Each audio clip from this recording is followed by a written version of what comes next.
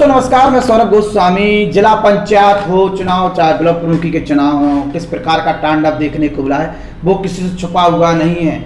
मौजूदा सरकार जिस पार्टी के, उस पार्टी ने चुनाव में, जिला पंचायत चुनाव में अपनी दिलचस्पी जताई थी और अपने प्रत्याशी उतारे थे। चाहे वो जिला पंचायत की बात हो, चाहे जिला पंचायत सदस्यों की बात हो, चाहे ब्लॉक प्रमुखों की बात हो, अपने प्रत्याशी उतारे और कई जगह निर्विरोध जीत कर भी आए। लेकिन क्या आपको पता है कि जब कोई बड़ा नेता सामने आता है तो ना तो जेपी नड्डा की चलती है, ना स्वतंत्र देव सिंह की चलती है, ना अमित शाह की चलती है, ना ही योगी आदित्यनाथ की चलती है, और ना ही वहां पर निर्विरोध जिता पाते हैं, ना ही प्रत्याशी खड़ा कर पाते हैं। हम बात कर रहे हैं जालौन जिले की एक सीट है डकोर। ब्लॉक प्रमुख उस समय जो वहां पर बनी है वो नेहा यादव हैं, जो ब्लॉक प्रमुख बनी है। इससे पहले जो 2 बार ब्लॉक प्रमुख बने हैं उनका नाम था तेजपाल यादव। नेहा यादव और तेजपाल यादव जो हैं शिषपाल यादव के एक बहू है, एक और पुत्र है। शिषपाल यादव के 2 भाई हैं। शिषपाल यादव का मतलब आप जानते हैं शिषपाल यादव कौन है? शिषपाल यादव चंद्रपाल यादव के भाई हैं। चंद्रपाल यादव के भाई की बहू जो है वो डकोर से ब्लॉक प्रमुखी का चुनाव लड़ी है, निर्विरोध जीत कर आई है। चूंकि सत्ता में बैठी भारतीय जनता पार्टी ने वहां पर प्रत्याशी ही खड़ा नहीं किया था। लगातार तीसरी बार एक ही परिवार से ब्लॉक प्रमुख चुनी गए हैं डकोर में। पहले शिषपाल यादव के जो पुत्र हैं वो चुनाव लड़े, उनकी शादी नहीं हुई थी, 2 बार वहीं से जीते हैं, और इसके बाद अब बहू जीती है, चूंकि बड़े पुत्र की बहू हैं वो जीत कर आई हैं। वहां पर बीजेपी ने प्रत्याशी नहीं उतारा। सपा के कद्दावर नेता चंद्रपाल यादव के भाई हैं, सपा के कद्दावर नेता चंद्रपाल यादव की बहू हैं, सपा के कद्दावर नेता चंद्रपाल यादव के भतीजे वहां से जीतते चले आ रहे हैं, और भारतीय जनता पार्टी उनके खिलाफ में प्रत्याशी तक नहीं उतार पाती। अब सोचिए, जब कद्दावर नेता खड़ा होता है सामने तो बीजेपी किस प्रकार से दुम दबा के पीछे हट जाती है, वो देखने को मिला है। वही चंद्रपाल यादव जो झांसी में जिला कहें कि ब्लॉक प्रमुखी के प्रत्याशी का पर्चा नहीं भरा पाते हैं, वही चंद्रपाल यादव जो ललितपुर में अपने प्रत्याशी का पर्चा नहीं भरा पाते हैं, वही चंद्रपाल यादव डकोर में अपनी बहू को निर्विरोध जिता ले जाते हैं।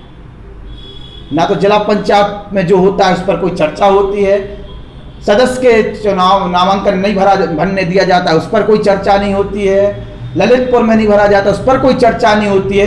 अता पता ही नहीं होता है नेताजी का। प्रत्याशी ढूंढते रहते हैं कि हमारे नेताजी मिल जाए और हमारा नामांकन कर दें, लेकिन नेताजी नहीं मिलते हैं। क्या खेल हुआ, क्या खेला हुआ? क्या बीजेपी इतनी कमजोर है चंद्रपाल यादव के सामने कि प्रत्याशी ही नहीं उतारेगी? सवाल तो खड़े होते हैं। जहां अपने 2 प्रत्याशियों के नामांकन नहीं करा पाते हैं, वहीं बहू को निर्विरोध जिता ले जाते हैं। कुछ दिन आप देखते हो कि झांसी में किस प्रकार का ड्रामा चला था, वो भी किसी छुपा हुआ नहीं है, पर्दा डालने के लिए। तो उसको लेकर बड़ा विवाद भी हुआ, श्याम सुंदर भी खुलकर बोले। ललितपुर में किस प्रकार से सपा में टकराव देखने को मिला, वो भी किससे छुपा हुई, आरोप प्रत्यारोप, खेला तक की चर्चाएं हुई। सोचिए, चंद्रपाल यादव की बहू निर्विरोध जीत जाती है, बाकी जगह लड़ाइयाँ भी होती हैं, आरोप प्रत्यारोप भी होते हैं, पैसे का खेला भी होता है, लेकिन वहां डकोर में 3 बार लगातार ब्लॉक प्रमुख एक ही परिवार के सदस्य बनते हैं।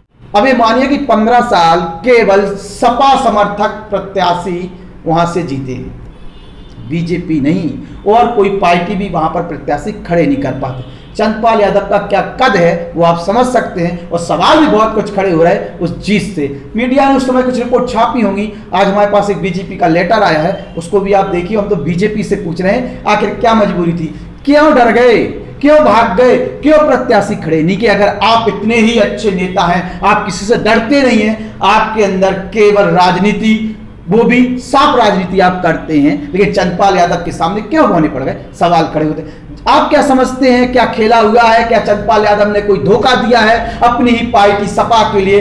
कौन सा ऐसी साठगांठ हुई कि ललितपुर झांसी के प्रत्याशी नामांकन तक नहीं कर पाते हैं और वहां पर उनकी बहू निर्विरोध जीत जाती है और सवाल भी खड़े नहीं होते हैं, चर्चा तक नहीं होती है?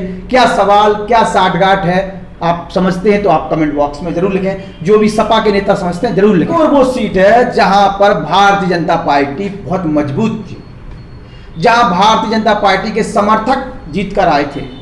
उस डकोर सीट पर भारतीय जनता पार्टी प्रत्याशी तक नहीं उतारती है और कहती है हम बहुत अच्छा काम करते हैं, हमारे कार्यकर्ता हैं, हम हैं, तो पार्टी अच्छा काम कर रही है और जीत कर आएगी। योगी आदित्यनाथ भी हाँक रहे थे, लेकिन जब कोई बड़ा कद वाला नेता जो योगी आदित्यनाथ से भी बड़ा कद का हो, इनके प्रदेश अध्यक्ष से भी बड़ा कद का हो, तब कुछ होता है। सुना जाता है कि जो प्रदेश अध्यक्ष हैं वो भी जालौन से ही बिलोंग करते हैं। तो क्या स्वतंत्र देव सिंह या चंद्रपाल यादव की कोई साठगांठ हो गई थी? सवाल तो खड़े होते हैं। जनता भी चर्चा कर रही, कार्यकर्ता भी कर रहा है, हम भी कर रहे हैं, आप भी करिए और पूछिए नेताजी से क्या कुछ हुआ है। सवाल तो खड़े होंगे। राम राम।